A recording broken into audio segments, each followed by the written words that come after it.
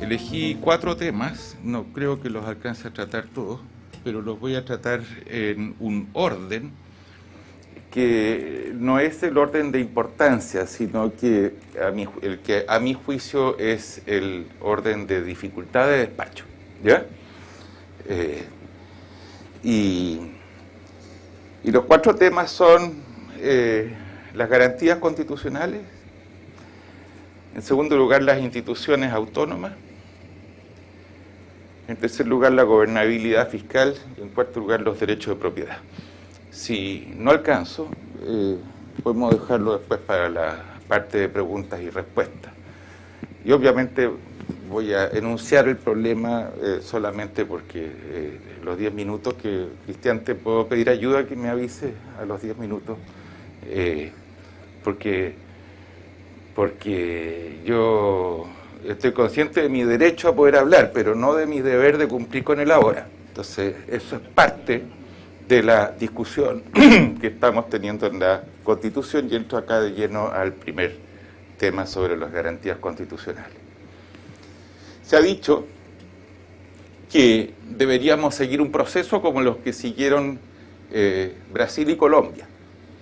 En el año 1984, Brasil recién instaurada la democracia, después de un largo periodo de dictadura, iniciaron un proceso también de discusión ciudadana respecto de su Carta Fundamental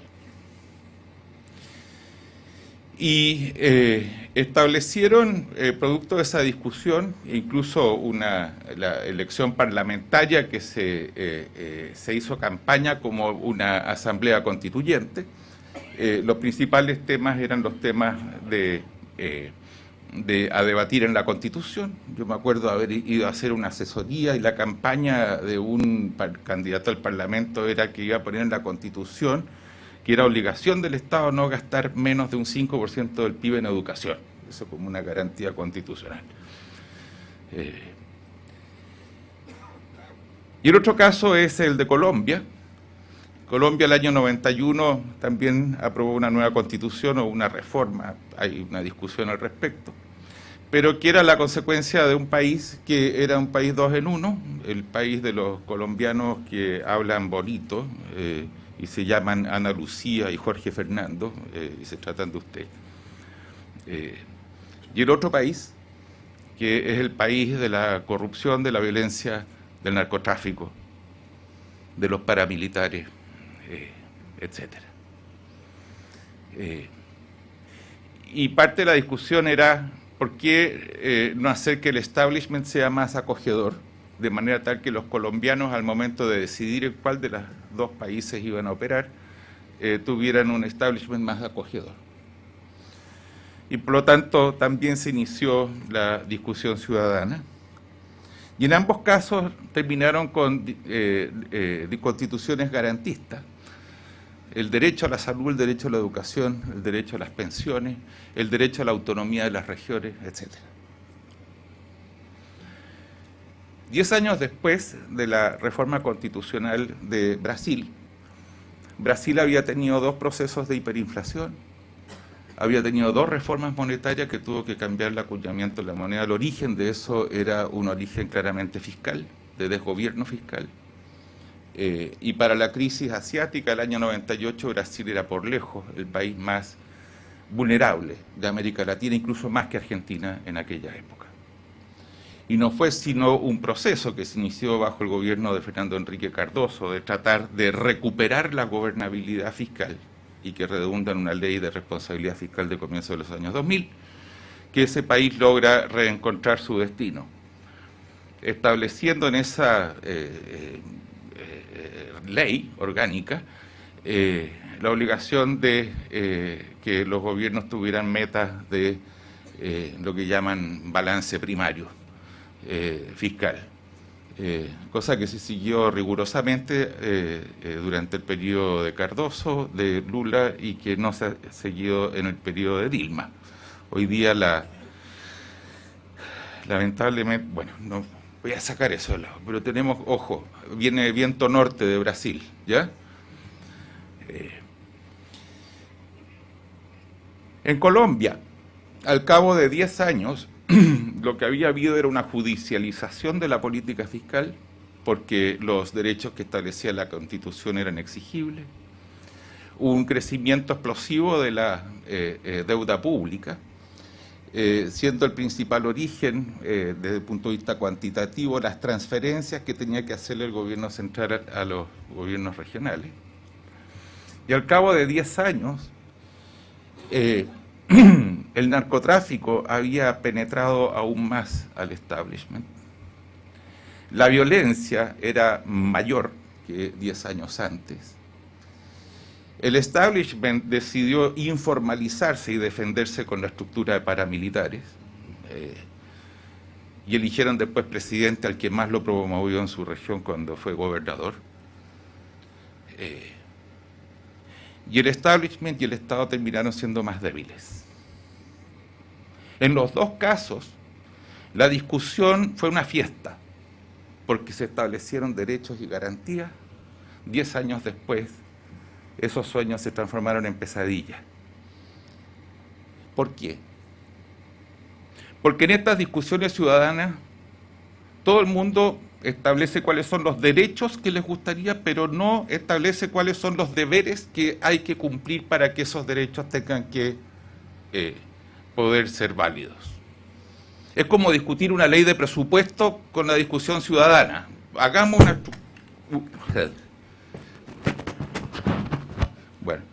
una estructura de discusión del presupuesto una vez para establecer después rigideces, ¿no es cierto? Bueno, nadie va a proponer que le suban los impuestos. Yo por eso estoy diciendo que, sino que van a ser solamente la parte de las conveniencias. ¿Significa eso que no hay que establecer garantías? No significa, significa que hay que hacerlo de manera inteligente. La autonomía de las regiones me encanta, pero la autonomía total de la región es la meta al final de un proceso, no el punto de partida como se está discutiendo hoy día con la elección directa de los intendentes. La meta de salud para todos, etcétera, es una meta a la que hay que llegar, pero lo que es importante es no poner la meta como el punto de partida, porque en sí se hace inmanejable, termina debilitándose, como le pasó a Colombia, que tiene un Estado más acogedor y terminó siendo un Estado más penetrado.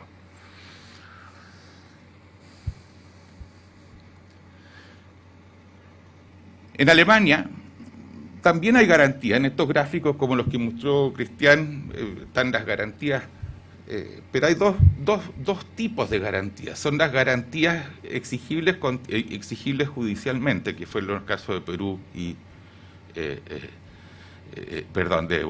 de Brasil y Colombia. Pero están también las garantías que son más bien indicativas. En Alemania, la Alemania federal y hoy día la Alemania unificada, su constitución establece garantías, pero son garantías en las cuales el Estado debe propender hacia ellas. Es decir, no son mandatorias ni son exigibles frente a los tribunales. Y por lo tanto, el Estado tiene que probar que en lo que está haciendo está en esa dirección, o que si se mueve en dirección opuesta, obviamente está alterando, pero no es garantías que sean exigibles judicialmente. Y a mí me parece que puede no ser una mala fórmula para algunas garantías, no demasiadas tampoco. Porque cuando hay muchas garantías, cuando son muchos los derechos, cuando yo no tolero demasiadas cosas, entonces la importancia de las verdaderamente importantes se diluye. Segundo tema, instituciones autónomas. La Constitución establece en sus propias normas algún grado de renuncia a la democracia, estableciendo autonomía del poder político de ciertas instituciones. Es el caso de las Fuerzas Armadas, el caso del Poder Judicial, el caso también del Banco Central, de la Contraloría General de la República, y así podríamos seguir con varias otras. La contrapartida de eso es que se espera que esas instituciones autónomas estén a cargo de la administración de algún bien público, pero que no participen activamente en la discusión y en la propuesta de las políticas para la construcción del futuro. Su mejor aporte para la discusión para el futuro es que hagan bien su trabajo hoy día. Entonces sería inaceptable que las Fuerzas Armadas incursionaran en deliberación política respecto a cómo debería ser el futuro del curso. Tampoco el Poder Judicial lo hace, ni sus instituciones, la Defensoría Penal, ni el Ministerio Público. La Contraloría, sería inaceptable que el Contralor también estableciera criterios de políticas públicas hacia el futuro de su propia cosecha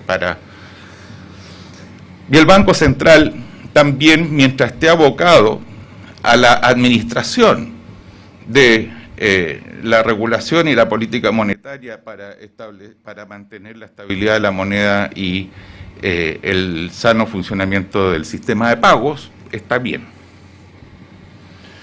El problema surge cuando algunas de estas instituciones empiezan a tomarse atribuciones que no les corresponden. Por ejemplo, hace no mucho tiempo atrás había una sala en la Corte Suprema que cada uno de sus fallos era un supremazo. Y esos supremazos lo que hacen es sustituir el trabajo del Poder Legislativo, porque es allí donde debiera ser por esencia el lugar donde se discuten cuáles son las cosas fundamentales que deberían cambiar en nuestra legislación. Y por lo tanto los supremazos debieran ser la excepción, no la regla. Hoy día está cuestionado el Poder Judicial porque bueno, los que fueron excarcelados, ¿no es cierto?, rebajada su categoría de condena, resulta que se multiplicaron varias veces en 2 años, en el número, y no dan explicaciones. Todo lo hicimos apegado a la ley, eso es lo único que dicen, digamos, pero nadie explica cuál fue el cambio de criterio para que se haya, no me acuerdo cuánto, se triplicó, se cuadruplicó el número. Entonces, cuando se toman atribuciones que afectan políticas públicas y afectan a la ciudadanía, obviamente les requieren también control democrático. Y cuando no lo tienen, entonces empieza a perder legitimidad la autonomía que les da la Constitución. Y en el caso del Banco Central, yo creo que es importante cuidar de que el Banco Central, con el prestigio que ha ido ganando, no se le empiecen a sumar funciones. Porque si se le empiezan a sumar funciones y tiene que designar ministro del Tribunal de la Competencia y tiene que designar y ser árbitro de una serie de cosas y la Secretaría Ejecutiva de la Comisión de Distorsiones, etcétera, entonces empieza rápidamente el paso a incursionar en políticas públicas para el futuro. Puede ser el momento de quiebre para que su autonomía se deslegitime. También, gracias, Cristian. La OCDE hizo un informe para Chile sobre el trabajo de la superintendencia y tiene una evaluación que es bastante mala de cómo funciona, con el lenguaje diplomático.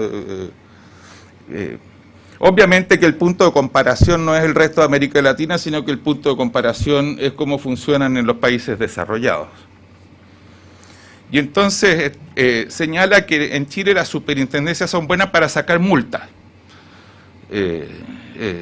Son las sacadoras de multas más rápidas de todo el oeste, siendo la OCDE, ¿ya? Y sanciones. Pero son malas a explicar por qué. De manera anticipada, de tener transparencia en cuál es la forma como ejerce la fiscalización. De manera tal que los regulados y los fiscalizados sepan a qué atenerse ex ante. Esto es relativamente menos cierto, probablemente para la Superintendencia de Banco, es más cierto para la Superintendencia de Medio Ambiente. Lo que ellos proponen es, no dicen en la Constitución ni dicen cómo, dice, quizás deberían separar a la superintendencia de rendirle cuenta al ministro, que es del gobierno de turno, y pasar a ser administradores de un sistema que administra políticas públicas, pero no propone nuevas políticas públicas, que estén encabezados por un consejo, algo me sonaba parecido al Consejo del Banco Central, en el cual los superintendentes tuvieran que rendir cuenta ante un consejo que debería ser elegido probablemente por el Senado, por el gobierno, ¿no es cierto?, pero por periodos que no coincidan con las elecciones presidenciales.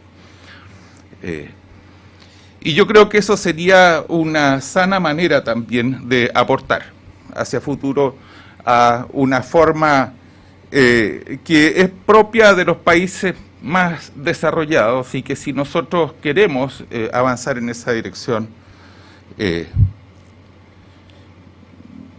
bueno irlo pensando. Una palabrita solamente sobre los otros temas. Después en la parte de preguntas y respuestas podemos quizás profundizar un poco más. La Constitución establece para todo lo fiscal un régimen estrictamente presidencial. Solamente el Ejecutivo tiene iniciativa en los gastos y en los impuestos. El Congreso solamente puede rechazar, disminuir, pero no puede aumentar ni cambiar partidas.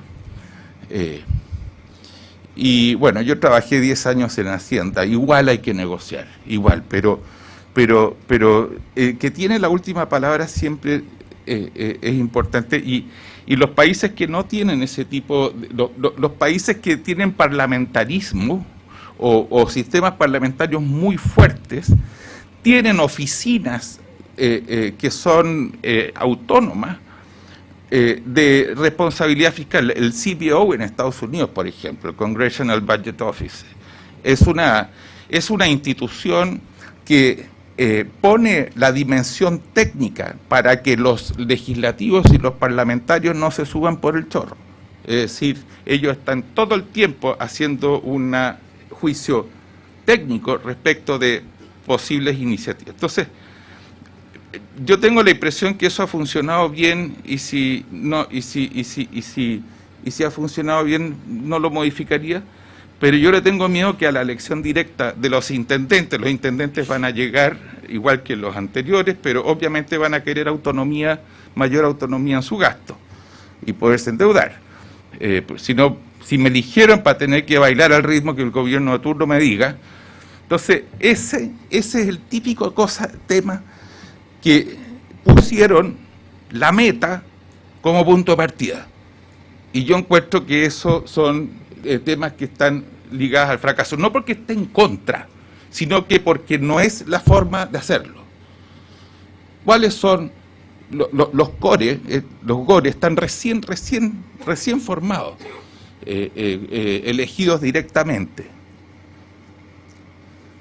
Pero no les voy a revelar mi fuente, pero bueno, ya mi señora.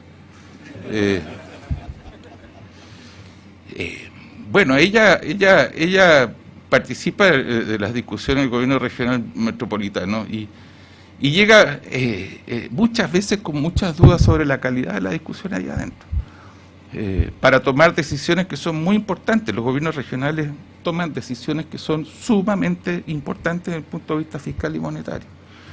E incluso, más de alguna vez, dudando de si es una intención venal o no es una intención venal la opinión de algún core. Entonces, esos son elementos que necesitan un proceso de aprendizaje, alguien que fiscalice que ese proceso no sea así, que sea transparente. ¿Alguien ha visto alguna vez una discusión, cómo fue la discusión en el gobierno regional? ¿Quiénes votaron qué? ¿Y vamos a elegir un intendente que va a poderse manejar en ese ambiente? Bueno, las normas fiscales mueren de muerte natural cuando uno tiene estas otras disposiciones. Y sobre derechos de propiedad,